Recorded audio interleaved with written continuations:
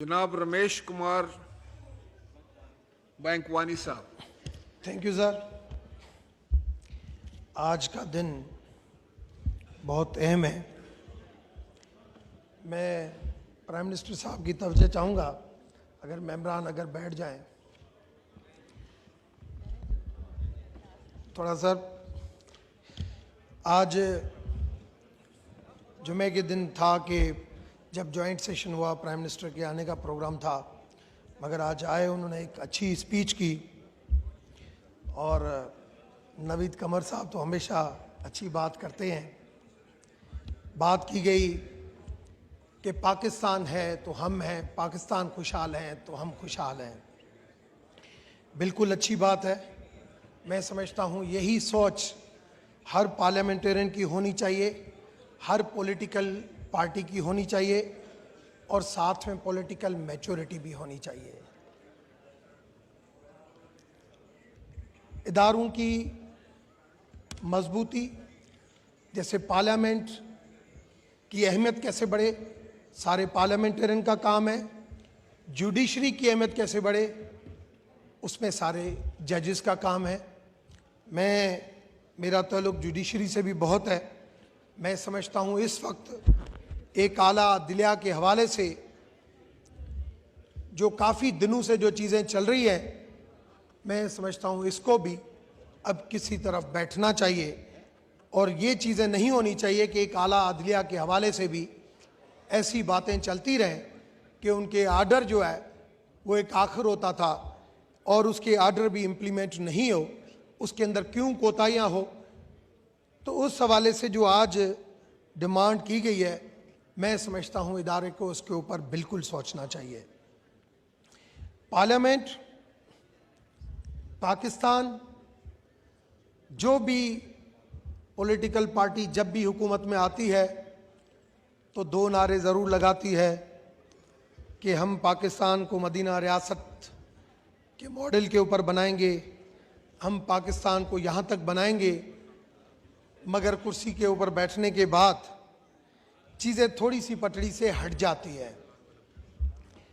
जब prime minister Rana साहब, prime minister साहब ने बात की दुपट्टे की, जब मैं पीटीआई में शामिल हुआ था तो मेरी एक ही शर्त थी इमरान खान साहब के साथ कि मैं पीटीआई का दुपट्टा नहीं पहनूंगा।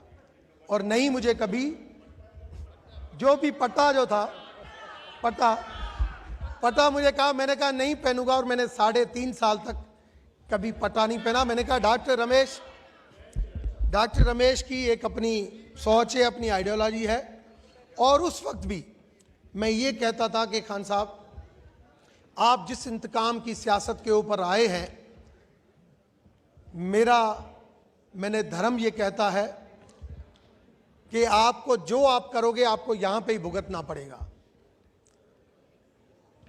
और वही अभी कुछ हो रहा है कि पहले उसने इंतकाम लिया, अभी इधर इंतकाम हो रहा है। पीछे कौन जा रहा है? पाकिस्तान जा रहा है। पीछे कौन जा रही है? अवाम जा रही है। इश्यूज जो है वो हमारे हल की तरफ नहीं जा रहे हैं। मैं हमेशा उस वक्त भी बात करता था, आखिरी पैगंबर का भी हवाला देता था, मैं नेल्सन मंडेला का भी हवाला देता था कि नेल्सन मंडेला से ज़्यादा किसी ने जुल्म नहीं सहे, मगर उसने अपनी मुल्क की तरक्की की खातिर सारी चीज़ों को छोड़ के और मुल्क की खिदमत के खातिर दुश्मनों को भी साथ में बिठा के मुल्क की खिदमत की। मैं मानता हूं कि वो वक्त जब खान साहब की हुकूमत बनी, प्रेसिडेंट आसिफ अली जरदारी साहब ने कहा कि आए आप मिल के बैठें और हम इस मुल्क की खिदमत करें। मगर उस वक्त जो जवाब दिया गया खान साहब की तरफ से वो नेगेटिव दिया गया और उसका नतीजा ये पहुंचा कि आज कहाँ पे पहुंचे हैं, मुल्क कहाँ पे पहुंचा है, वो खुद कहाँ पे पहुंचा है। मगर कभी न कभी कोई टर्निंग पॉइंट आनी चाहिए। आज कायद-ए-आज़म कहता था, कायद-ए-आज़म मोहम्मद अली जिन्ना का हमेशा ये कॉल रहता था कि पाकिस्तान की इकोनॉमी कैसे चलेगी। तो उन्होंने कहा ज्योग्राफिकली पाकिस्तान की जो हैसियत है वो ऐसी है कि पाकिस्तान की ज्योग्राफी जो है वो पाकिस्तान को चलाएगी। अब पाकिस्तान की स्ट्रेटेजिक पोजीशन, पाकिस्तान की ज्योग्राफी बिल्कुल उस लेवल पे चला सकती है, मगर उसको चलाने वाले चाहिए। मगर अगर हमारी सोच ये होगी कि हम जितनी हमारी एक बंदे की एनर्जी होती है काम करने की, कि हमें पहले मादी में जो कुछ हुआ है वो हमें हिसाब लेना है, फिर आगे हमें मुल्क का करना है, तो नहीं हम नेशनल लेवल पे कोई डिसीजन कर सकेंगे, नहीं हम इंटरनेशनल लेवल पे कोई डिसीजन कर सकेंगे। इंटरनल स्टेबिलिटी जब तक हमारी नहीं होगी तब तक IMF की भी हमारे ऊपर एक के ऊपर दूसरी डिमांड आती जाएगी, और हमारे लिए वक्त यही होगा कि हम दिन ब दिन फिर इंटरनेशनल इन्फ्लुएंस में जाते जाएंगे। आज सऊदी और ईरान का मेलाप होना, चाइना का रोल, रशिया और यूक्रेन तक पहुंचना, मैं समझता हूं कि हमें भी इंटरनेशनल फ्रंट के ऊपर उस लेवल पे सोचना चाहिए। मैंने 5 दिन पहले ज्वाइंट सेशन में भी ये स्पीच की थी कि मुस्तकबिल के माजी के दुश्मन मुस्तकबिल के दोस्त बन सकते हैं, और जो माजी के जो दोस्त थे वो दुश्मन भी बन सकते हैं। हिस्ट्री के अंदर कोई भी मुल्क जब तरक्की करता है तब तरक्की करता है जब हम अपने मफादात के लेवल के ऊपर फैसले करते हैं, मगर हमने कभी अपना मफादात नहीं देखा। चाहे अफगानिस्तान की जंग थी, हमने उस जंग को भी अफगानिस्तान से ज्यादा अपनी जंग को समझा। अमेरिकन इनखला हुआ, अफगानिस्तान से ज्यादा पाकिस्तान में खुशी मनाई गई। जो कुछ होता गया, हिस्ट्री को अगर पढ़ें, जो कुछ जहां पे पाकिस्तान को पहुंचा गया वो सब हम सारे जो है, सर थोड़ा सा discipline in the house please. ये ऑनरेबल मेंबरान अपनी अपनी सीटों पे अगर तशरीफ ये रखें प्लीज। संजीदगी होगी, order in the house please.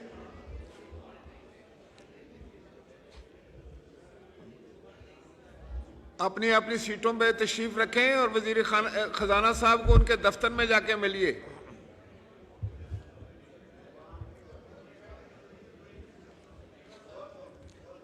Naveed जीवा साहब प्लीज अपनी सीट पे जाएं। सीरियसनेस दिखानी होगी जी आपने प्लीज आज डिस्कशन ओपन किया है। Wind up. मैं समझता हूं कि सारे मेंबरान को पॉजिटिवली इस चीज को लेना चाहिए कि एथिक्स, जब इखलाक की कमी हो जाती है तो खुदा की तरफ से ब्लेसिंग भी जो है वो खत्म हो जाती है। जब खुदा की तरफ से ब्लेसिंग खत्म हो जाती है तो मैं समझता हूं जब उनकी रहमत जब होती है तो अधूरा काम वो खुद उसकी रहमत के साथ पूरा हो जाता है। मगर जब बदतमीजी, रोज़ा मैंने पहले भी कहा है कि रोज़ा सिर्फ भूख का नहीं होता है, रोज़ा जिस्म के एक एक अंग का होता है। वो रोज़ा आँख का होता है, रोज़ा नाक का होता है, रोज़ा ज़बान का होता है, रोज़ा हाथ का होता है। मगर अगर ज़बान के ऊपर आप रोज़े में हैं, मगर अगर ज़बान से हम अगर और कोई लैंग्वेज बात करें तो मैं समझता हूँ वो रोज़ा भी ख़राब हो जाता है। इन सारी चीज़ों के ऊपर हमें बात करनी पड़ेगी। अखलाकियात को देखते हुए जो इन 4-5 सालों में जो अखलाकियात के जो लकीरें सारी जो तोड़ी गई हैं, मैंने उस वक्त भी सर बात की थी कि हमारी एक पार्लियामेंट्री कमेटी होनी चाहिए जो अखलाकियात जो पूरे टर्म्स तय करें कि पार्लियामेंट को किस तरीके से चलाना है, अखलाकियात क्या होते हैं।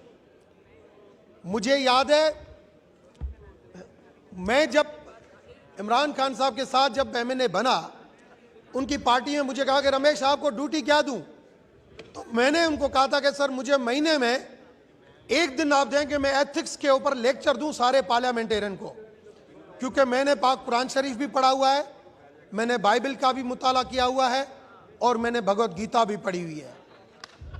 कब मैं बताऊं कि अखलाकियात होता क्या है और किस तरीके से हम इस मुल्क की खिदमत कर सकते हैं। अगर हम इंटरनल इश्यूज में अगर हम इस तरीके से फंसे रहे तो नहीं, हम नेशनल इश्यूज के ऊपर फंसे रहे तो हम इंटरनेशनली कोई डिसीजन नहीं कर सकेंगे। नेशनल स्टेबिलिटी जब तक नहीं आएगी इंटरनेशनल हम नहीं कर सकेंगे। कभी न कभी वो टर्निंग पॉइंट आनी चाहिए कभी न कभी वो टर्निंग पॉइंट आनी चाहिए, और माफ करने वाला हमेशा बड़ा हो जाता है। मैं सर एक राणा भगवान दास की आपको बात बताऊंगा कि मुझे राणा भगवान दास इंडिया में थे और उसको मंडे के दिन चौधरी इफ्तिखार साहब का फैसला करना था। सैटरडे के दिन राणा भगवान दास बॉम्बे से फ्लाइट में आते हैं और वो पहुंचते हैं कराची एयरपोर्ट पे। तो एक स्पेशल जहाज आता है राणा साहब को लेने के लिए, और मुझे कहा गया कि राणा साहब को उस जहाज में इस्लामाबाद लेके आओ। मैंने राणा साहब जहाज से जैसे उतरे, मैंने राणा भगवान दास को कहा कि सर ये आपकी मुलाकात है और आप चलें। जी, order in the house please. ये जो फाजिल है, मैंने इसने जो चेयर की तरफ पुष्ट कर, तो मैंने राणा साहब को कहा कि आप मेरे साथ चलें। तो राणा साहब ने कहा कि डॉक्टर ये जहाज, या मैं सैटरडे और संडे छुट्टी पे हूं, आप उन जहाज को वापस भेज दो, जिसको बोलो जो मिलना है वो मुझसे मंडे के दिन मिले। तो मुझे फिर दूसरे दिन फोन आता है कि आप राणा साहब को बोलो कि आप चीफ जस्टिस बन जाओगे ये।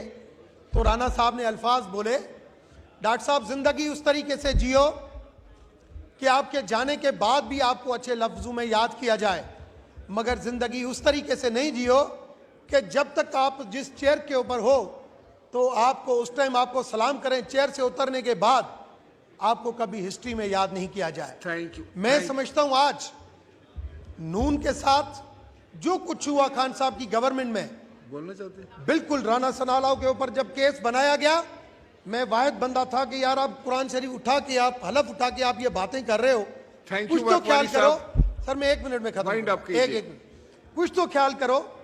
आज राणा सनाला के अगर जज्बात में टीवी के ऊपर सुनता हूं, जब ऐसे उसके साथ होगा तो लाजमी रिएक्शनरी होगा, मगर खुदा को वो बहुत बंदा पसंद होता है थैंक यू। जो बुरे के साथ भी अच्छा चले, जो बुरे के साथ अच्छा चले, और जो माफ करे, जो मुल्क के खातिर अपने जज्बात के ऊपर कंट्रोल करके मुल्क की खातिर अपने जज्बात की कुर्बानी दे।